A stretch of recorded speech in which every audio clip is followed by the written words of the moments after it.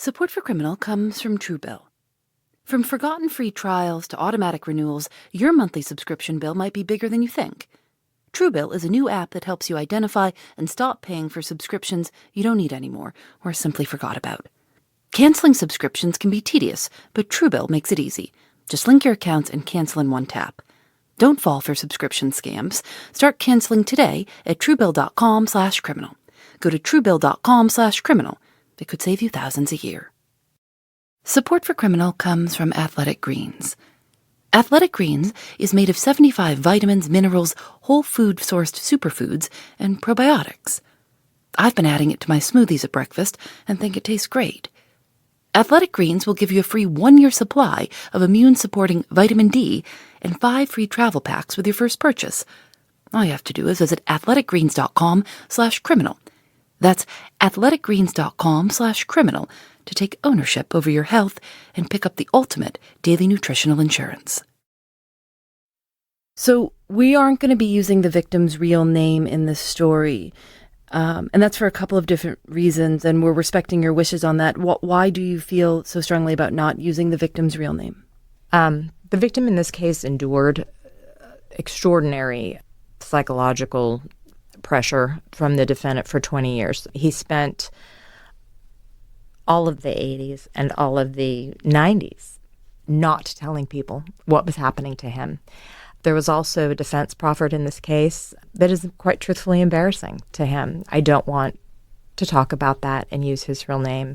He's got family out there. There were people that worked with him. There is his neighbors. That had no idea this was going on. They had no idea. And this man, he deserved none of it.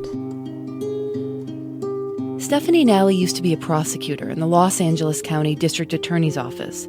She worked with special victims who were typically more vulnerable: the young, the elderly, the sexually abused.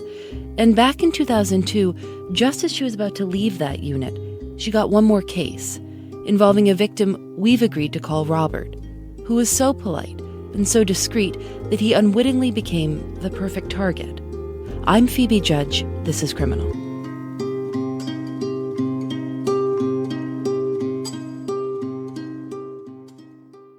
The story starts in the middle of a traffic jam around 1977. Robert was on his way home from work in Southern California. He was in the aeronautics industry, some sort of engineer. Also, he was small. He was maybe 5 feet tall. Stephanie Nally describes him as slight, with an adolescent face, a white man in his late 40s. He was coming home from work on a highway. It's an east-west artery highway, the 91 freeway, and there was a traffic jam. And he decided to get off the highway and run along a parallel road to try to avert the congestion and then get back on. And when he did, he got off in the city of Compton, California. In the late 70s, Compton was on its way to becoming the internationally notorious high-crime city, overrun with gang violence. Robert would later say he was scared. He didn't know where he was. As he wound his way through the streets looking for a way to parallel the freeway and get back on, he accidentally sideswiped a Cadillac that was parked on the side of the street. He stopped, pulled over, and looked up in his rearview mirror. Robert says a group of boys were running towards him. He didn't know why, and he was terrified. All of a sudden, out of nowhere, his car door opens, the driver's side door, and a guy about 18 years old pushes him over into the passenger seat. Remember, this is the era of big bench seats and nobody wore seatbelts. Slid him over to the passenger seat, jumped in the car, and said, "I'm about to save your life." It was only a matter of seconds. Robert was completely out of his element and not physically in a position to defend himself. So he let this man drive him away.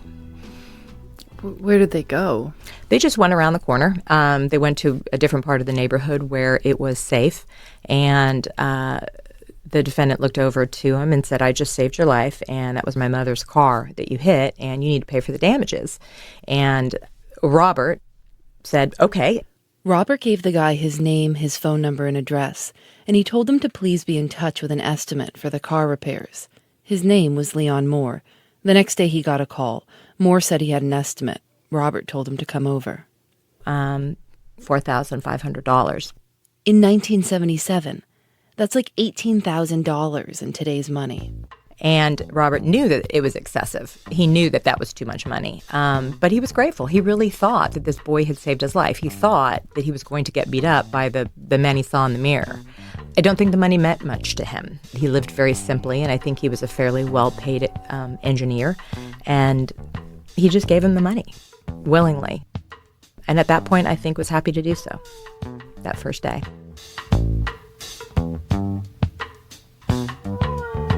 What do you mean that first day? Did it keep going on? It did. It's not exactly clear what happened next. What we do know is that Leon Moore didn't just take the car repair money and go on with his life. He came back, asking for more money, not just once, but again and again. In a lot of ways, his request seemed pretty innocent. Maybe it was something to do with school or work. One time he said his mom needed new dentures. And he wasn't asking for much, $100 here, $200 there. Not nothing. But like Nally said, Robert was single, well-paid, and had no kids. And for a little while, Robert was still grateful to this kid who he thought had saved his life or at least gotten him out of a big pinch. And so he gave the money. For about 2 years, almost like a favor. Thousands of dollars. Then, around 1980, things changed. Robert came home from work one day, and this apartment complex where he lived had the kind of carport where all the cars park lined up, but there's one covering. So there's a partial view into where you are. And Robert came out to the carport, and Leon was waiting for him, sort of crouched down. And when he got there, he stood up and he told Robert that his kids had been kidnapped. And he was down in front of the car, sitting down where I couldn't see him. This is Robert, from an interview he recorded with the police many years later. So I went directly to my car and unlocked the door and opened it, and I heard this rustling, and he stood up, and he was like looming over the front of my car. Okay. And he had a gun. He confronted me with the gun and told me that his kids were being held hostage because of a drug deal, that if he didn't get the money from me, he was going to kill me. At that point, everything changed.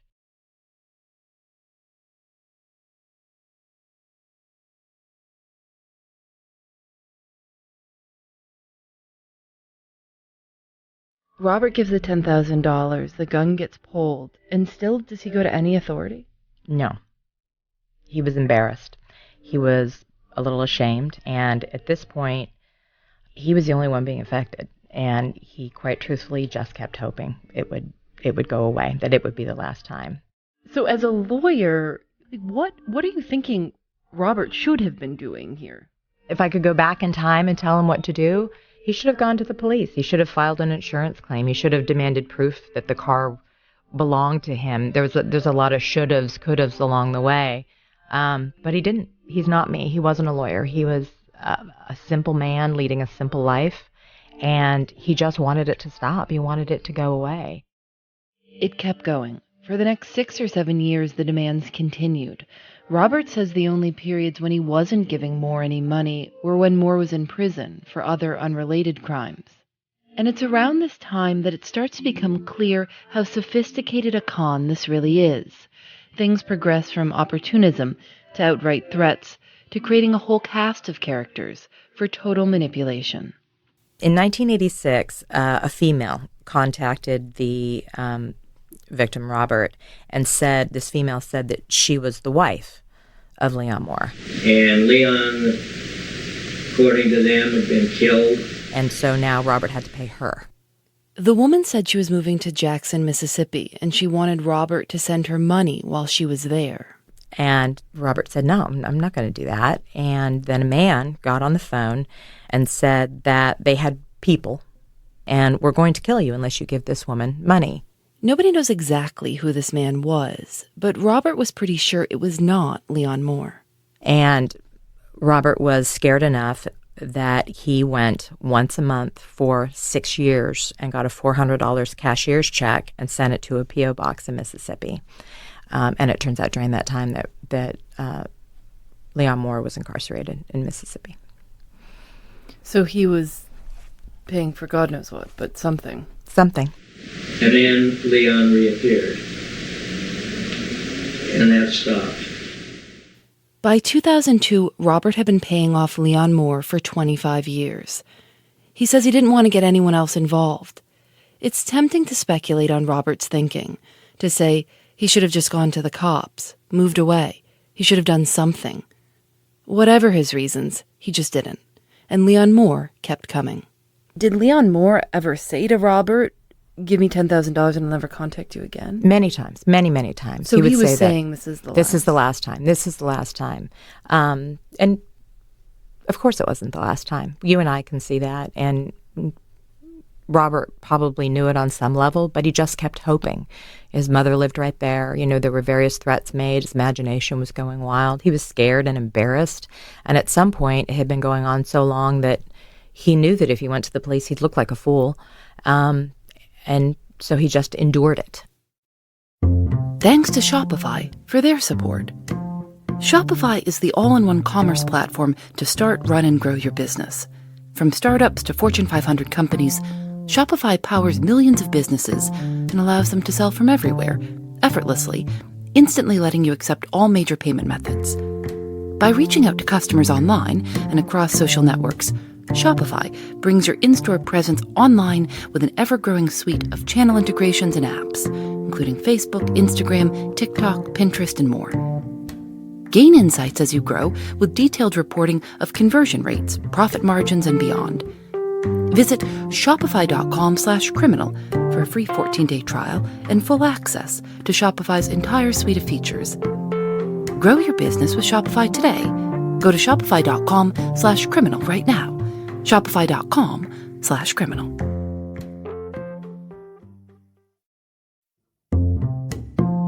Thanks to Truebill for their support. From forgotten free trials to automatic renewals, your monthly subscription bill might be bigger than you think. Truebill is a new app that helps you identify and stop paying for subscriptions you don't need anymore or simply forgot about. Canceling subscriptions can be tedious, but Truebill makes it easy. With Truebill, you can cancel unwanted subscriptions with just one tap. Download the app, connect to your account, and your Truebill concierge can get to work canceling subscriptions. 80% of Truebill users report saving money. Don't fall for subscription scams. Start canceling today at Truebill.com/criminal. Go to Truebill.com/criminal. They could save you thousands a year. Robert kept meticulous records of all these transactions. One time, Leon Moore asked for $2,800 so he could move into a house. When Robert told him no, Moore and his sister showed up at the apartment, yelling and beating on the windows. Robert was worried about causing a scene, so he wrote the check. There are copies of 9 checks and 67 cashier's checks he wrote over the years. Coupled with all the cash he says he withdrew and handed over, it's estimated Robert gave Leon Moore more than $100,000 over the course of 25 years.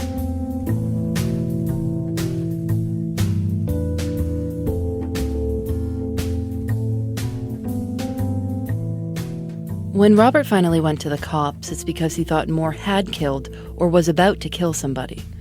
In his final letter, Moore asked Robert for $8,000. He said he was going to, quote, do away with his girlfriend and move to Belize. The letter also threatened Robert's family. And for some reason, perhaps because other people were being endangered, Robert finally went to the police. It was November of 2002, and he was 72 years old.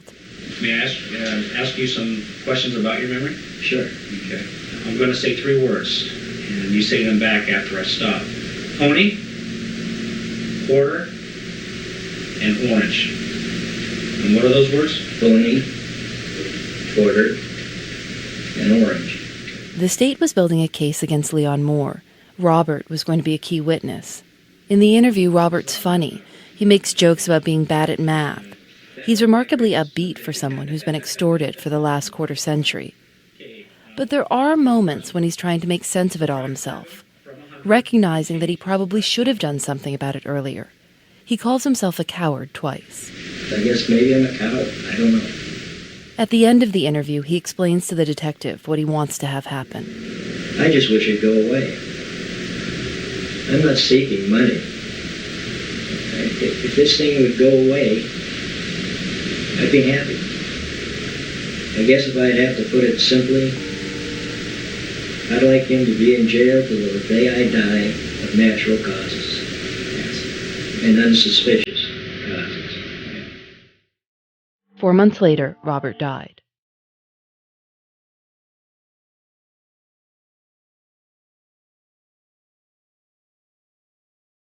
It was about 2 weeks before trial, and I was engaging in trial prep, getting my witnesses together, re-interviewing the officers who responded, lining up the checks, things like that, just getting my witnesses in order. And I got a phone call from the court clerk, and she said, "You need to come up here. You need to come up right now." So I did. I walked up, and I walked in the courtroom, and it was the court reporter and the court clerk and a man that looked almost exactly like Robert, but taller. And the man had a piece of paper in his hand that was a subpoena, and he turned to me and he said, "This subpoena has my brother's name on it. Was he the victim of a crime?" What did you find out? Robert had never told anyone about what was happening to him. He'd never told his mother. He'd never told his brother. He'd never told anybody what had happened to him, and he had subsequently died. In between the preliminary hearing and the trial, he had died in his bedroom, and his brother was cleaning his apartment. They were going through his effects, and they had found the subpoena, and that was the only reason they even knew about it. So I sat down with his brother, and I explained to him, not in every detail, but basically what had happened, and explained that his brother had endured it and had finally come forward when he thought somebody else had been hurt, and explained to him that I was going to keep going. And what was his brother's response when he heard what Robert had been through for so long? He was devastated. He was devastated. This man, his brother, was just as sweet as Robert was. They were just two very nice, well-meaning, wonderful citizens. He was devastated and heartbroken. Does anyone actually know how Robert died? After I found out that he was dead, I talked to the my first phone call was to the detective, and I went with the crime scene unit, and we immediately went to the apartment. But if it was a crime scene, it was cleaned up. The effects were half packed up. The bedding that he was sleeping in was gone. There were no blood or urine samples to be had. The crime scene unit did go over the entire apartment, but there was no evidence. Do we know what it says on the death certificate as cause? I never saw the death certificate. I'm sure an educated guess would say that he died of natural causes. What did the defense argue? They put forth the argument that the money had exchanged hands because of sexual favors.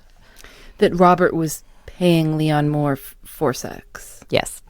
And it turns out that the victim suffered from a medical condition that made any engagement in those sort of acts impossible. The jury didn't buy it. Moore was initially convicted on 2 counts of fraud against an elder and 1 count of sending a threatening letter for the purpose of extortion. For various technical reasons, only the letter conviction ended up sticking, and Leon Moore was sentenced to 8 years in prison. The last time he appeared in the California prison system was in 2013, a 3-hour misdemeanor stint. The interview Robert recorded, the one you've been hearing throughout this story, turned out to be a key factor in the trial. California law allows such interviews to be shown in court.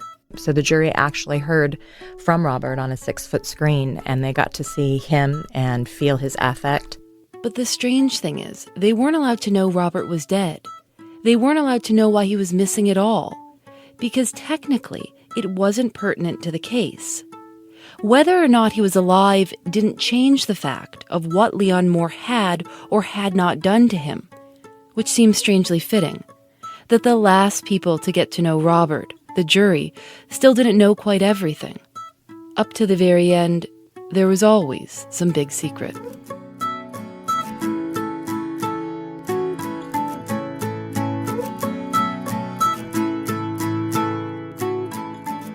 Criminal is produced by Eric Mennel, Lauren Sporer, and me. Our artwork is by Julian Alexander. Special thanks to Carol Jackson and Katie Herzog. Our website is thisiscriminal.com, and that's where you can sign up for our newsletter or get in contact with us. We're on Facebook and Twitter @Criminal Show, and we have links to the Kickstarter in all of those places. Consider pitching in. It means a lot to us. I'm Phoebe Judge, and this is Criminal.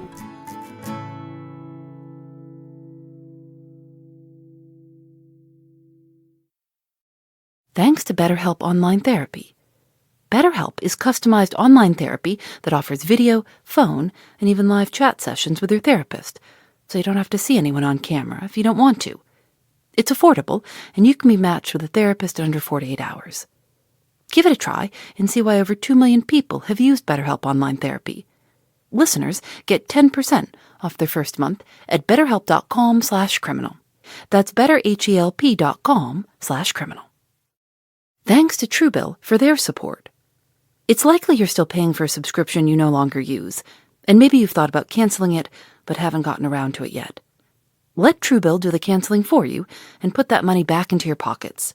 From forgotten subscriptions to the ones you just don't need anymore, Truebill is a new app that helps you catch and cancel them all with just one tap.